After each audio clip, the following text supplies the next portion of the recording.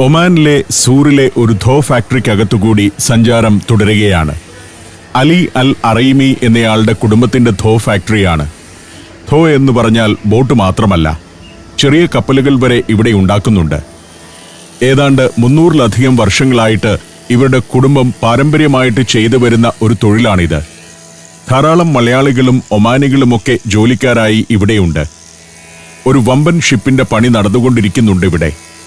12 ബെഡ്റൂമൊക്കെയുള്ള അൽ ഗഞ്ച എന്ന കപ്പലാണ്. അതിനെക്കുറിച്ചാണ് അലി അൽ അറൈമി പറയുന്നത്. സുഹൃത്ത് യൂസഫ് അത് ട്രാൻസ്ലേറ്റ് ചെയ്തു തന്നു. അലി അൽ അറൈമിക്ക് അത്യാവശ്യം ഇംഗ്ലീഷൊക്കെ അറിയാം. എങ്കിലും യൂസഫാണ് ട്രാൻസ്ലേറ്റർ. ഒമാനിൽ പൂർണ്ണമായും തടികൊണ്ട് നിർമ്മിച്ച ഏറ്റവും വലിയ ഷിപ്പ് ഇതാണെന്നാണ് പറയുന്നത്. 80% പണികൾ കഴിഞ്ഞു. ഇനി 1 വർഷം കൂടിയെടുക്കും ഇത് പൂർത്തിയാകാൻ. ഒമാനിയായ ഒരാൾക്ക് വേണ്ടി നിർമ്മിക്കുന്നതാണത്. ഇപ്പോൾ ഈ ധോകളെല്ലാം ഇവർ ഉപയോഗിക്കുന്നത് ടൂറിസത്തിന് വേണ്ടിയാണ്. പണ്ട് കച്ചവടത്തിനു വേണ്ടിയായിരുന്നല്ലോ ധോകൾ ഉപയോഗപ്പെടുത്തിയിരുന്നത്. ഏതാണ്ട് 50 മീറ്റർ നീളമുണ്ട് ഇവിടെ പണിതുകൊണ്ടിരിക്കുന്ന അൽ ഗഞ്ച ഷിപ്പിന്. 3 വർഷം വേണം ഇത്തരമൊരു കപ്പൽ പൂർണ്ണമായിട്ടും പണിതീരാൻ എന്നാണ് അലി അൽ അറൈമി പറയുന്നത്. അപ്പുറം കിടക്കുന്ന ധോകൾ ഏതാണ്ട് പണി തീർന്നതാണ്. പലതിലും ഇനി എഞ്ചിൻ മാത്രം വെച്ചാൽ മതി.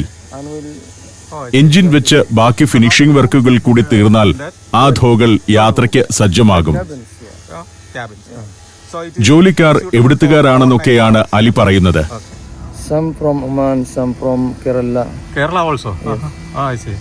മലയാളികളാണ് കൂടുതൽ. പിന്നെ ഒമാനികളുമുണ്ട്. എത്ര കാലമായി നിങ്ങൾ ഈ വ്യവസായം തുടരുന്നു എന്ന് ഞാൻ ചോദിച്ചു.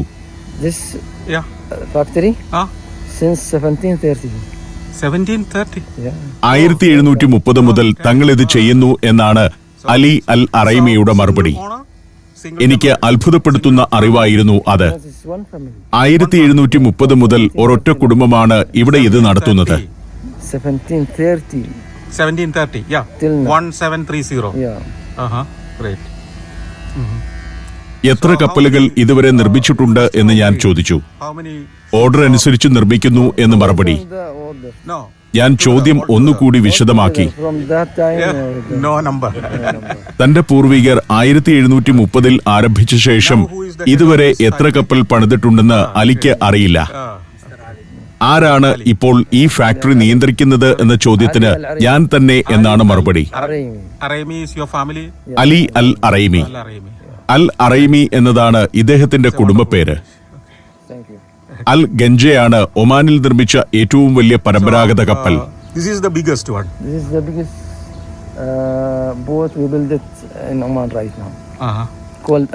എട്ട് തരത്തിലുള്ള കപ്പലുകൾ തങ്ങൾ പണിയുന്നുണ്ടെന്നാണ് അലി പറയുന്നത്.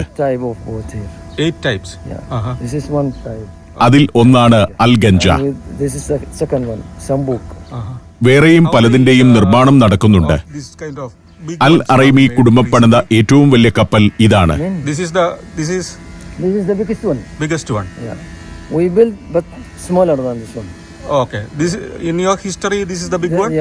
അതിന് എത്ര നീളമുണ്ടെന്ന് ചോദിച്ചു. 50 മീറ്റർ. അൽ അറൈമികളുടെ ഒരു അഭിമാന പ്രോജക്റ്റാണ് അതെന്ന് വാക്കുകളിൽ വ്യക്തം. ഇദ്ദേഹത്തിന്റെ മക്കളും ഇതേ വ്യവസായത്തിലാണോ പ്രവർത്തിക്കുന്നത് എന്ന് ചോദിച്ചു.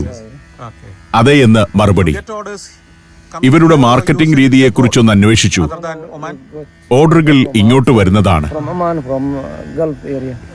ഒമാനിൽ നിന്നും മറ്റു ഗൾഫ് രാജ്യങ്ങളിൽ നിന്നുമൊക്കെ ഓർഡർ വരുന്നുണ്ട്. യൂറോപ്പിൽ നിന്ന് ഓർഡർ ഉണ്ടോ എന്ന് അന്വേഷിച്ചു. ഒരു കപ്പൽ അവിടെ കൊടുത്തിട്ടുണ്ട്. ഫ്രാൻസിലേക്ക് 20 പേരാണ് ഇവിടെ ജോലി ചെയ്യുന്നത്. അത് ധാരാളമാണത്രേ. അലി അൽ അറൈമി ഒരു പുരോഗമനവാദിയാണ്. ഇവിടെ ഒരു ധോ മ്യൂസിയം ഇദ്ദേഹം ഒരുക്കിയിരിക്കുന്നത് വളരെ സിസ്റ്റമാറ്റിക് ആണ്. മക്കളും ഈ മേഖലയിലേക്ക് വന്നിട്ടുണ്ട്. വളരെ ഫ്യൂച്ചറിസ്റ്റിക്കായി ഈ ഇൻഡസ്ട്രിയെ മുന്നോട്ട് കൊണ്ടുപോകാൻ അലി അൽ അറൈമി തീരുമാനിച്ചതിന്റെ തെളിവാണ് അതെല്ലാം. ഇതിന്റെയൊക്കെ പണി ഏതാണ്ട് അവസാന ഘട്ടത്തിലേക്ക് അടുക്കുകയാണ്. തേക്ക് തടിയാണ് ഈ പുറം ഭാഗത്ത് ഉപയോഗിച്ചിരിക്കുന്നത് മുഴുവൻ. 8-10 ധോകളുടെ പണി ഒരേ സമയം പുരോഗമിച്ചുകൊണ്ടിരിക്കുകയാണിവിടെ. പല വലിപ്പത്തിലും ഡിസൈനിലുമുള്ളവ. ഹള്ളിന്റെ പണി ഏതാണ്ട് പൂർത്തിയായതാണ് ഇതൊക്കെ. മനോഹരമായി ട്രഡീഷണൽ ശൈലിയിൽ തന്നെ പണിയുന്നു. ഇദ്ദേഹം പറയുന്നത് തടി പണ്ട് ഇന്ത്യയിൽ നിന്നായിരുന്നു കൊണ്ടുവന്നിരുന്നത് എന്നാണ്. ഇപ്പോൾ പക്ഷേ മലേഷ്യയിൽ നിന്നും ബർമയിൽ നിന്നുമൊക്കെ തേക്കിൻ തടി കൊണ്ടുവരുന്നു. ധോ നിർമ്മാണത്തിന് ഏറ്റവും മികച്ചത് തേക്കിൻ തടി തന്നെയാണ്. പുറംവശത്ത് തേക്കാണ് ഉപയോഗിക്കുക, അകത്ത് ആഫ്രിക്കൻ തടികളും. അതായത് കടൽ വെള്ളവുമായി ബന്ധം വരുന്ന ഭാഗവും പുറം ഭാഗവും മുഴുവൻ തേക്ക് തടി കൊണ്ട് പണിയും. എങ്കിലേ അത് നിലനിൽക്കുകയുള്ളൂ. അകത്തെ പാർട്ടീഷൻ, ഫർണിച്ചർ എന്നിവയ്ക്കെല്ലാം ആഫ്രിക്കൻ തടി ഉപയോഗിക്കും. മലേഷ്യയിലും ബർമയിലും തടിക്ക് വില കുറവായതുകൊണ്ടാണ് അവിടെ നിന്നെടുക്കുന്നത്. ഇന്ത്യയിൽ നിന്നുള്ള തേക്കിൻ തടിക്ക് ഇപ്പോൾ വലിയ വിലയാണത്രേ. ഇന്ത്യയിലെ തേക്കിൻ തടി എന്ന് പറഞ്ഞാൽ കേരളത്തിൽ നിന്നാണല്ലോ അത് പ്രധാനമായും എത്തുക. അൽ ഗഞ്ച എന്നാണ് ആ കപ്പലിന്റെ പേര്. അതിലെ എഞ്ചിൻ എങ്ങനെയുള്ളതാണെന്ന് ചോദിച്ചു. ആ കപ്പലിൽ 2 എഞ്ചിനുകളാണുള്ളത്. 800 HP-യുടെ 2 എഞ്ചിനുകൾ. 2 എഞ്ചിനുകളും ഒരേ സമയം പ്രവർത്തിക്കും. എഞ്ചിൻ കപ്പലിനെ ചലിപ്പിക്കാൻ മാത്രമാണ് ഉപയോഗിക്കുന്നത്. അകത്ത് എയർ കണ്ടീഷനൊക്കെ വർക്ക് ചെയ്യാൻ വേറെ ജനറേറ്റർ ഉണ്ടാകും. ഞാൻ അങ്ങനെ ആ യാർഡിലൂടെയൊക്കെ നടന്നു. ഇവിടെ കണ്ടുമുട്ടുന്നത് മുഴുവൻ മലയാളികളായ പണിക്കാരെയാണ്. സുരേഷ്, എവിടെ സ്ഥലം? ഇദ്ദേഹം സുരേഷ് ആറ്റിങ്ങൽ സ്വദേശിയാണ്. 33 കൊല്ലമായിട്ട് ഇവിടെയുണ്ട്. തനിക്കിപ്പോൾ മലയാളം മനസ്സിലാവുമെന്നും പറയാൻ അറിയില്ല എന്നേ ഉള്ളൂ എന്നുമാണ് അലി അൽ അറൈമി പറയുന്നത്. എത്രയോ വർഷമായി മലയാളികൾ കൂടെയുണ്ടല്ലോ. ധോ നിർമ്മാണത്തിൽ എല്ലാവിധ ജോലികൾ ചെയ്യാനും മലയാളികളുണ്ട്. ഇദ്ദേഹം മുത്തുവും കുറേ വർഷങ്ങളായി ഇവിടെയുണ്ട്. നല്ല കൊത്തുപണികൾ അറിയാവുന്ന ആളുകളുമുണ്ട് പണിക്കാരായി. ഉച്ചയ്ക്ക് ചൂടുള്ള സമയത്ത് പണിക്കാർക്ക് വിശ്രമമായിരിക്കും. സമ്മറിൽ സൂര്യൻ ചാഞ്ഞു കഴിയുമ്പോഴാണ് കൂടുതൽ പണി നടക്കുക. ഒരു ധോയിൽ ഹള്ളിന്റെ അകത്തെ പണികൾ പുരോഗമിക്കുകയാണ്. വളരെ മന്ദഗതിയിലാണ് പണി നീങ്ങുന്നതെന്ന് എനിക്ക് മനസ്സിലായി. അങ്ങനെയേ നടക്കുകയുള്ളൂ. ഇത് ദിനേശൻ.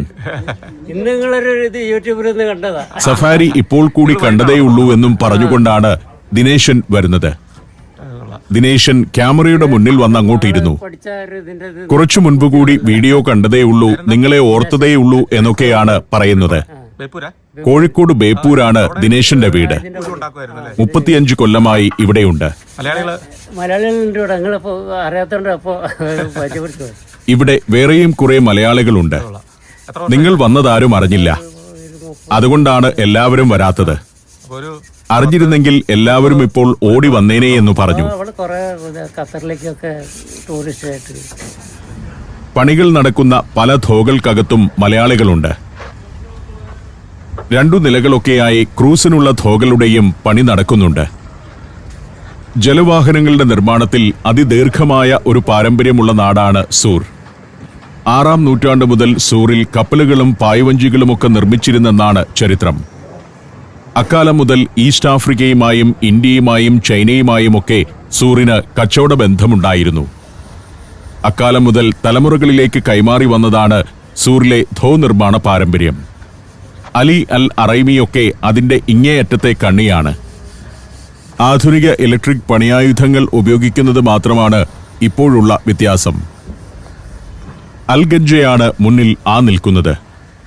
വമ്പനൊരു ധോയാണത്. 12 ബെഡ്റൂമൊക്കെ ആയിട്ടാണ് അത് പണി തീരാൻ പോകുന്നത്. പല വലിപ്പത്തിലുള്ള ധോകൾ 2-3 പേർക്ക് സഞ്ചരിക്കാവുന്നത് പോലുമുണ്ട്. കൂടാതെ ഇവിടെ ചില മോഡലുകൾ ഉണ്ടാക്കുന്നുണ്ട്. സുവനീറുകളായി കൊടുക്കാൻ പറ്റുന്ന പായ്ക്കപ്പൽ മോഡലുകൾ. അതിനും നല്ല കച്ചവടമാണത്രേ.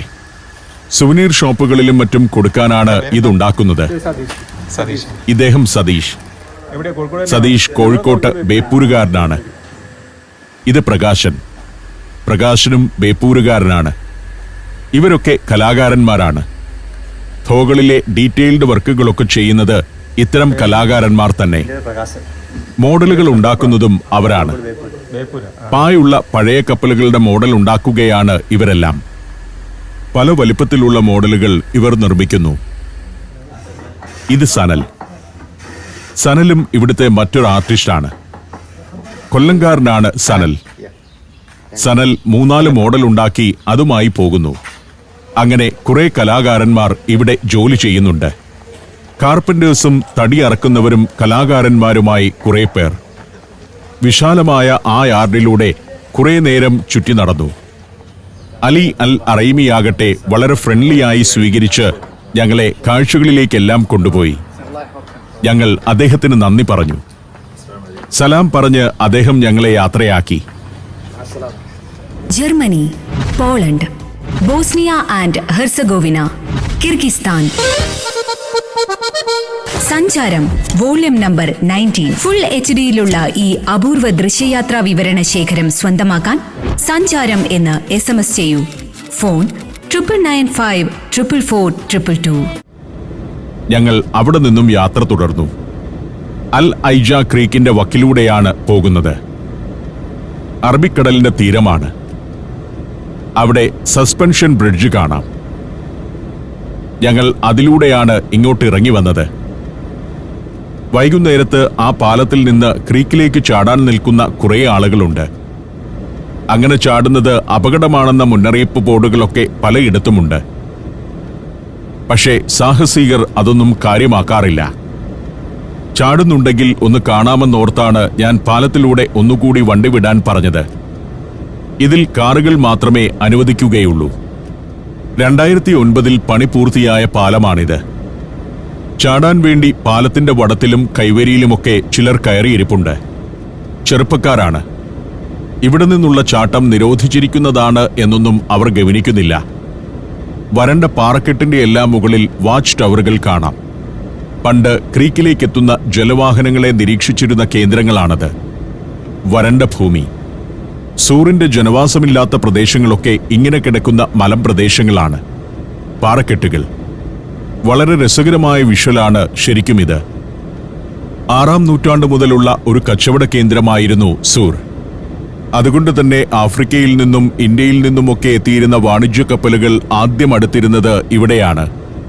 ഒമാനി കപ്പലുകൾ പുറപ്പെട്ടിരുന്നതും സൂറിൽ നിന്നാണ്. 19-ാം നൂറ്റാണ്ടിന്റെ പകുതിയിൽ ബ്രിട്ടീഷുകാർ അടിമക്കച്ചവടം നിയമവിരുദ്ധമാക്കും വരെ അടിമ വ്യാപാരത്തിന്റെ ഒരു കേന്ദ്രവുമായിരുന്നു സൂർ. പാറക്കെട്ടുകളുടെ എല്ലാം മുകളിൽ വാച്ച് ടവറുകൾ കാണാം. ഈ ക്രീക്ക് കച്ചവടത്തിന്റെ ഒരു കേന്ദ്രമായിരുന്ന കാലമുണ്ടായിരുന്നല്ലോ. പാലത്തിൽ നിന്ന് ചാടാൻ വേണ്ടി പലരും നിൽക്കുന്നുണ്ട്. ഒരുത്തനും ചാടാൻ ധൈര്യമില്ലെന്ന് തോന്നും. കമ്പിയിലൂടെ പിടിച്ചു ഇറങ്ങുന്നതേയുള്ളൂ. താഴെ ഉല്ലാസയാത്രയ്ക്കുള്ള ബോട്ടുകളൊക്കെ നിരന്നു കിടക്കുന്നു. വിന്ററിൽ ധാരാളം ടൂറിസ്റ്റുകൾ എത്തുന്ന ഒരു പട്ടണമാണ് സൂർ. ഇപ്പോൾ സമ്മർ ആയതുകൊണ്ട് വലിയ തോതിലൊന്നും ടൂറിസ്റ്റ് ആക്ടിവിറ്റീസ് ഇല്ല. ഇവിടെ വിശാലമായ പാർക്കിംഗ് ഏരിയയൊക്കെ ഉണ്ട്. ബീച്ചിലേക്ക് വരുന്ന ആളുകളുടെ വണ്ടി പാർക്ക് ചെയ്യുന്ന സ്ഥലമാണവിടം. അതൊക്കെ ഭംഗിയായി ഡിസൈൻ ചെയ്തിരിക്കുന്നു. വൃത്തിയായി പരിപാലിക്കുന്ന പ്രദേശങ്ങൾ. ഇതാണ് സൂറിലെ ബീച്ച് ഏരിയ. വളരെ വൃത്തിയുള്ളൊരു ബീച്ചാണ്. ഞാൻ അവിടെ വണ്ടി നിർത്തി ഒന്നിറങ്ങി.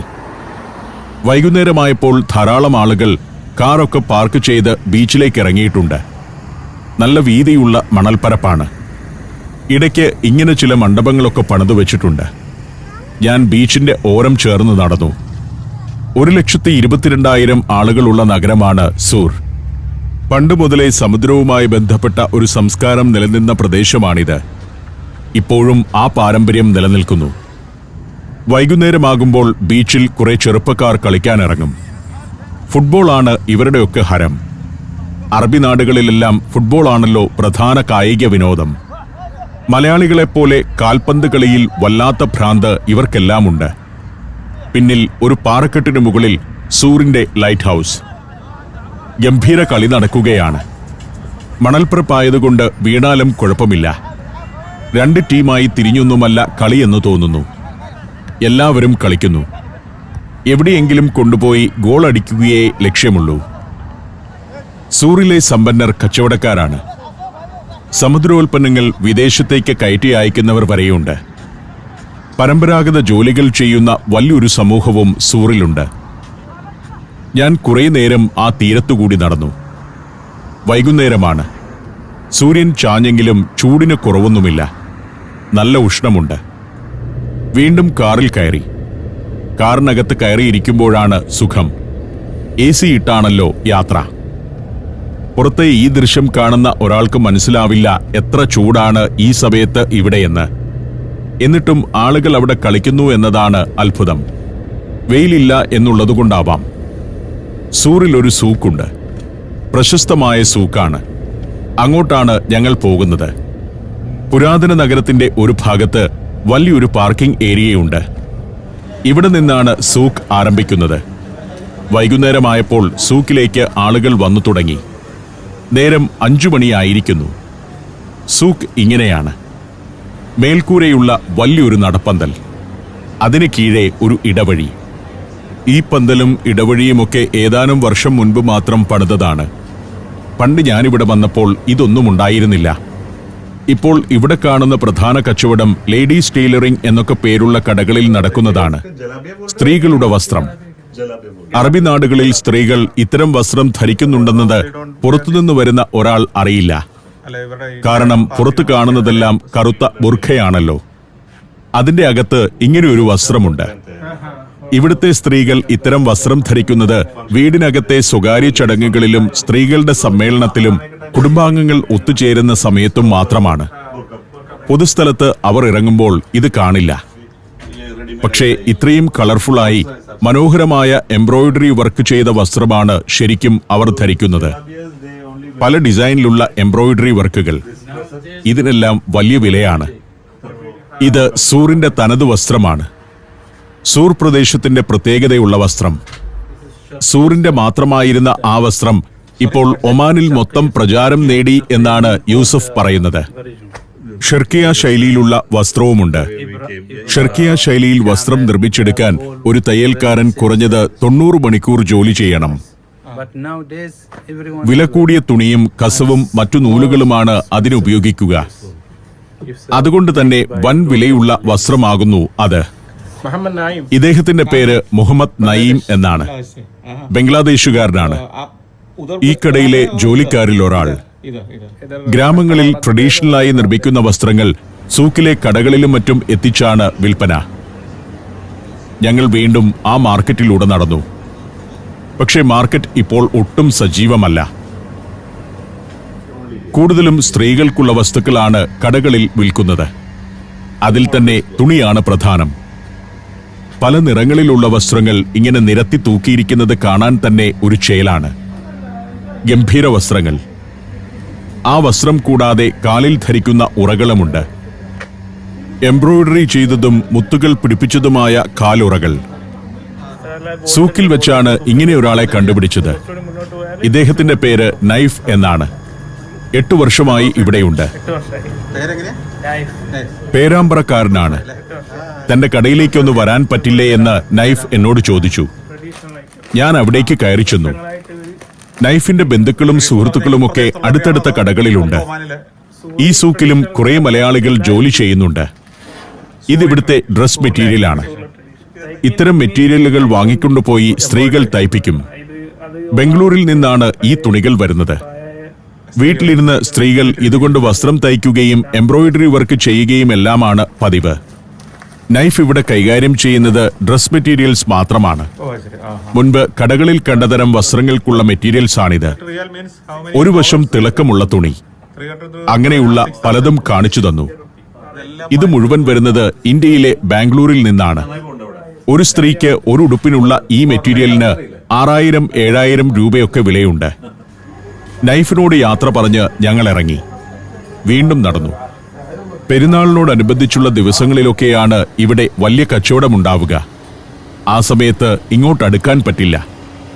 സൂക്കിന്റെ ഒരു ഭാഗം സ്വർണ്ണക്കടകളുടേതാണ്. കല്യാണം തുടങ്ങിയ വീട്ടിലെ ചടങ്ങുകളുടെ അവസരങ്ങളിൽ ആളുകൾ കൂട്ടമായി വന്ന് ഇതൊക്കെ വാങ്ങിക്കൊണ്ടു പോകും. ഞങ്ങൾ സൂക്കിൽ നിന്നും ഇറങ്ങി. നേരം സന്ധ്യയായി വരികയാണ്. ലൈറ്റൊക്കെ തെളിഞ്ഞു തുടങ്ങി. ഞങ്ങൾ വീണ്ടും ബീച്ച് റോഡിലേക്ക് ചെന്നു കയറി. ഇനി ബീച്ചിന്റെ മറ്റേ അറ്റത്തേക്ക് പോകണം. ഞങ്ങൾക്ക് നല്ല വിശപ്പും തുടങ്ങിയിട്ടുണ്ട്. ഒമാനിലെ കിഴക്കിന്റെ മുത്ത് എന്നാണ് ഈ സൂർ പട്ടണത്തിന്റെ വിശേഷണം. നൂറ്റാണ്ടുകൾക്ക് മുൻപ് ഇന്ത്യക്കാർക്കും ആഫ്രിക്കക്കാർക്കും ചൈനക്കാർക്കുമെല്ലാം അറിയുന്ന അറബി നാട് സൂർ ആയിരുന്നു.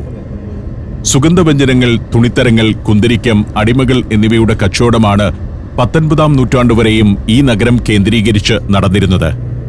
14-ാം നൂറ്റാണ്ടിലെ ലോകസഞ്ചാരിയായ ഇബൻ ബത്തൂത്ത ഇവിടം സന്ദർശിച്ചിരുന്നു.